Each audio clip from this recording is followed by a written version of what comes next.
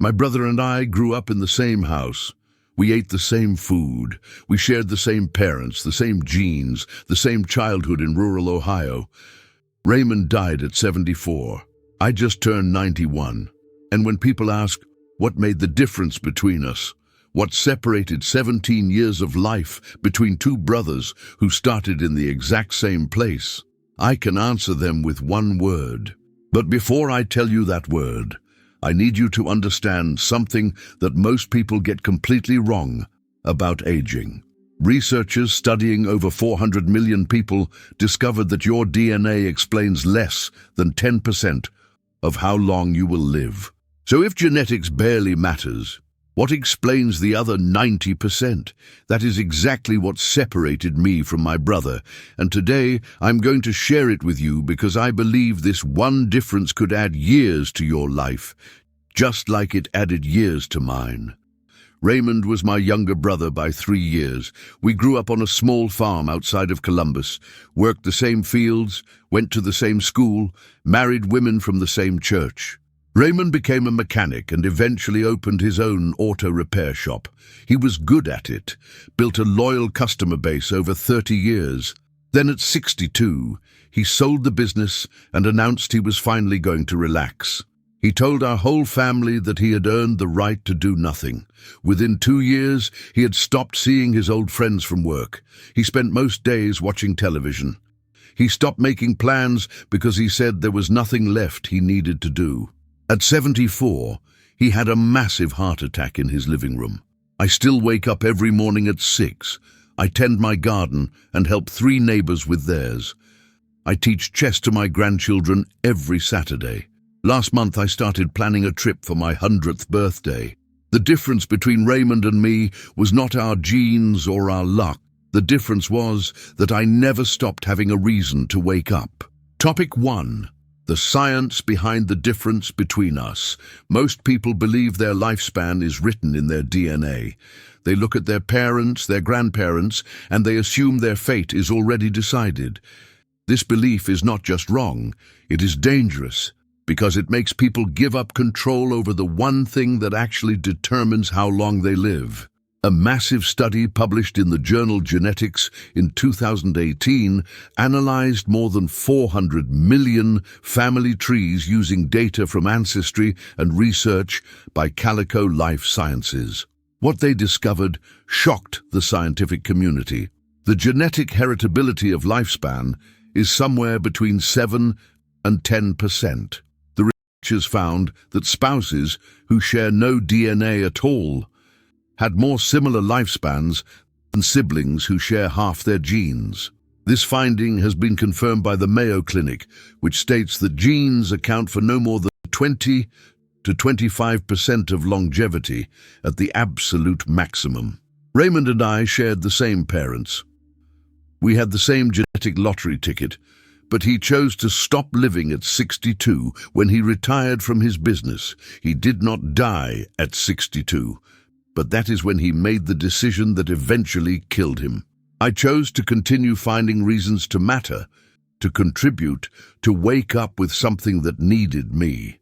The difference between 17 more years of life was not hidden in our chromosomes. It was hiding in our choices. If you believe that your genes have already determined when you will die, you have handed over control of your life to something you cannot change. The research proves that 75 to 90% of your longevity is in your hands. Your genes may have loaded the gun, but your lifestyle decides whether you ever pull the trigger. Topic 2. The one word that made all the difference. The difference between my brother and me came down to one thing. I had a reason to wake up every morning. Raymond did not. That single factor, which scientists call purpose in life, may be the most powerful predictor of longevity that most people have never heard of. A study published in JAMA Network Open in 2019 followed nearly 7,000 Americans over the age of 50 for 4 years. The researchers measured each person's sense of purpose using a validated psychological assessment, then tracked who lived and who died. The results were striking. People with the lowest sense of purpose in life had 2.4 times the risk of dying compared to those with the highest sense of purpose. This association held even after the researchers controlled for age, health status, depression, and dozens of other factors. Purpose protected against death from all causes, but it was especially protective against cardiovascular disease, the same condition that killed my brother. Raymond had purpose when he ran his shop. His customers needed him. His employees depended on him. He solved problems every day that only he could solve. Then he sold it all and told everyone he was going to rest. Rest turned into isolation. Isolation turned into emptiness. Emptiness turned into a body that no longer saw any reason to keep fighting. When Raymond said he wanted to do nothing, his body eventually listened. I never stopped having things that needed me. My garden needs me every morning. My neighbors need help with tasks they cannot manage alone. My grandchildren need someone to teach them the games I learned from my own grandfather. These are not grand purposes, but they are mine, and they give me a reason to be here tomorrow. Retirement without purpose is not rest. It is rehearsal for the end. Topic 3. The Japanese do not have a word for retirement. In Okinawa, Japan, there is a village called Ogimi, where 15 out of 3,000 residents are over 100 years old. Researchers have studied this place for nearly 50 years, trying to understand why people there live so much longer than almost anywhere else on Earth.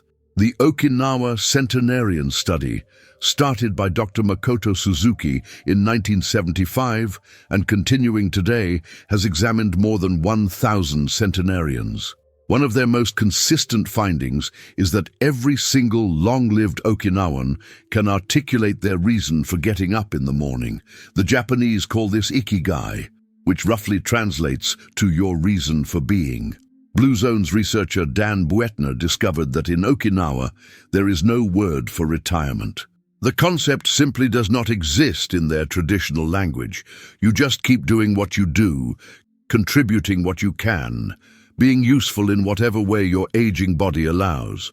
One centenarian Buettner interviewed was 102 years old, and his ikigai was his 2 prize bulls.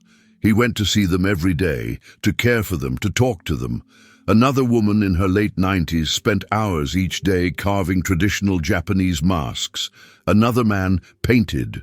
The specific activity did not matter. What mattered was that each person had something that pulled them out of bed, something that needed them, something that gave their existence meaning. Raymond told me he had earned the right to stop doing. The Okinawans would say he had sentenced himself. I did not keep working because I needed the money. I kept contributing because I needed the meaning. Find your ikigai. Ask yourself what you would still do even if no one paid you, even if no one noticed, even if you had all the money and time in the world. That answer is probably keeping someone alive right now, and it could keep you alive too. Topic 4. Purpose changes your biology. Having purpose does not just make you feel better about your life. It actually changes what happens inside your cells. Researchers led by Barbara Fredrickson studied people with different types of well-being and examined how their genes were expressed. They found that people whose well-being came from a sense of purpose and meaning showed reduced expression of pro-inflammatory genes compared to people whose well-being came only from pleasure and comfort. Other studies have found that people with a strong sense of purpose have lower levels of cortisol, the stress hormone, and lower levels of inflammatory cytokines that contribute to virtually every disease of aging. A major study from University College London, published in The Lancet, followed older adults for 8.5 years. Among those with the highest sense of purpose and meaning, only 9% died during the follow-up period. Among those with the lowest sense of purpose, 29% died. That is a threefold difference in survival, based largely on whether people felt their lives had direction and meaning. Raymond lived the last decade of his life with chronic stress that had no outlet. He worried about things he could not control, ruminated about decisions he had already made, and had nothing meaningful to channel his energy toward. I have 100 things on my mind at any given moment, but they are projects and plans and people who need me. That difference is not just psychological. It shows up in blood tests and inflammation markers and cellular aging. Chronic inflammation, which scientists now call inflammaging, accelerates every disease associated with getting older. Purpose is not a luxury for people who have the time to think about such things. Purpose is preventive medicine available to anyone willing to find it. Every day without a reason to live is a day your body asks why it should keep trying. Give it an answer. Topic 5. The people you keep close. My brother stopped seeing his friends after he retired. Within 2 years, he had lost contact with almost everyone he used to see daily at his shop. I made a different choice. I kept my weekly card game going for 40 years with the same group of men. Some have died. We added new players. But every Thursday night, I sit at that table because those men are not just friends. They are what I call my brothers of choice. A massive meta-analysis published in PLOS Medicine examined 148 studies involving more than 308,000 people. The researchers found that people with strong social connections had a 50% higher likelihood of survival compared to those with weak or limited social ties. When they looked specifically at people with complex social networks involving multiple types of relationships, the survival advantage jumped to 91%. The Harvard study of adult development, which has followed participants for over 85 years, concluded that strong relationships are the single most consistent predictor of a long and healthy life. Raymond had work colleagues, not friends. When the work ended, so did the relationships. He never built the kind of connections that survive career changes and life transitions. Isolation does not feel dangerous. It feels comfortable, especially for people who are tired or overwhelmed or just want some peace. But the research is clear. Social isolation carries the same mortality risk as smoking 15 cigarettes a day. Your friends are not just pleasant company. They are part of what keeps your body functioning. Call someone today. Commit to at least one social engagement every week that you will not cancel for any reason short of emergency. These connections might feel optional, but your survival data suggests they are anything but. Topic 6. Never stop being useful. The day you stop contributing is the day your body starts asking whether it still needs to be here. This is not poetry or motivation. This is what the research actually shows. A study from Duke University published in the journal eBiomedicine examined what best predicted whether older adults would survive 2 years, 5 years, and 10 years into the future. The leading predictor across all time frames was not whether someone had cancer or heart disease.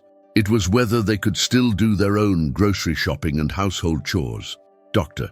Virginia Byers-Krause, who led the research, explained that these measures of physical function reflect the overall state of multiple body systems working together. Maintaining independence in daily activities is not just convenient.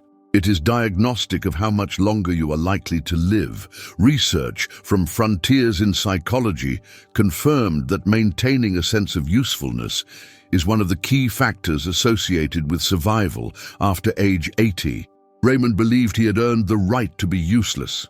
He said those exact words to me once, laughing, thinking it was a joke. I told him I hoped I never earned that right. I still mow the lawn for my neighbor Gloria, who cannot push the mower anymore. I still teach my grandchildren how to play chess and checkers and the card games our father taught us. I still show up at my church every week to help set up chairs because someone has to do it, and I still can. These are small contributions. Nobody gives me awards for any of them, but they are mine, and they remind my body every single day that I am still needed here. Your value is not measured by what you accomplished in your career. It is measured by what you still do today. Find something that needs you tomorrow and keep finding it every day after that. My brother Raymond was not a bad person. He worked hard his whole life, loved his family, and thought he was making a smart decision when he finally stopped. But he believed the lie that after a certain age, you deserve to stop having reasons, stop working, stop connecting, stop mattering. And when you stop all of those things, your body gets the message loud and clear. The difference between us was not written in our genes. It was written in how we spent our days after the paycheck stopped. Raymond chose rest. I chose reasons. You do not need a grand purpose handed down from the heavens. You need one reason to get out of bed tomorrow. One person to help, one project to finish, one plant to water, one grandchild to teach, one friend to call. That is enough. That has always been enough. What is your reason to wake up tomorrow? Write it in the comments because I genuinely want to know what keeps you going.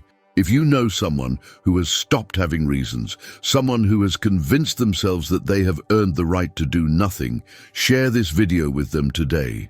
It might be the reminder they need that rest without purpose is not a reward. Subscribe now if you want more conversations about what actually adds years to your life, not what the commercials tell you, but what the research proves and what 91 years have taught me firsthand.